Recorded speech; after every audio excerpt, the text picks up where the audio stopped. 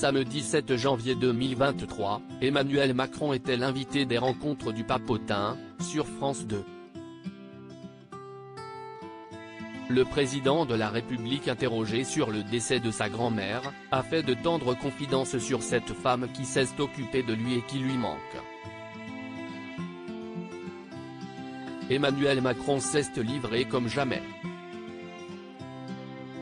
À cœur ouvert, le président de la République a répondu aux questions des rencontres du Papotin, samedi 7 janvier 2023 sur France 2. De nombreux thèmes ont été abordés dans cette émission animée par des journalistes atteints d'autisme, comme celui de la politique, son rôle de président, son salaire, mais aussi de la famille. Le mari de Brigitte Macron n'a pas fait preuve de langue de bois, lors de cette interview télévisée, comme lorsqu'on lui a demandé ce qu'il pensait de Vladimir Poutine. Stanislas, un participant, lui a demandé son avis sur la guerre en Ukraine et s'il connaissait les raisons qui ont poussé le président russe à déclencher une guerre.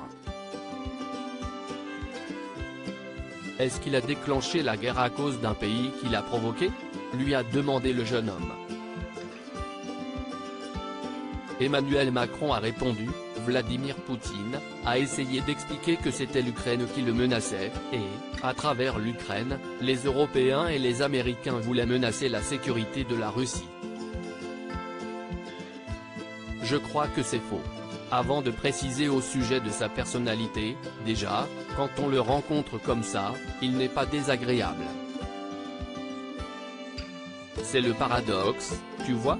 Emmanuel Macron, un amour désintéressé. Plus tard dans la soirée, c'est Sébastien qui a abordé le thème de la famille. Ce dernier a demandé à Emmanuel Macron si Manette, sa grand-mère, lui manquait.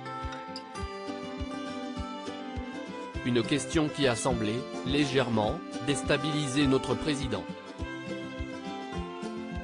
En attendant la question de Sébastien, il a baissé la tête, comme pour cacher les larmes qu'il sentait monter dans ses yeux. « Comment tu la connais ?» a demandé Emmanuel Macron. « Si est ta grand-mère ?» a répondu Sébastien. Un long silence s'est alors installé sur le plateau.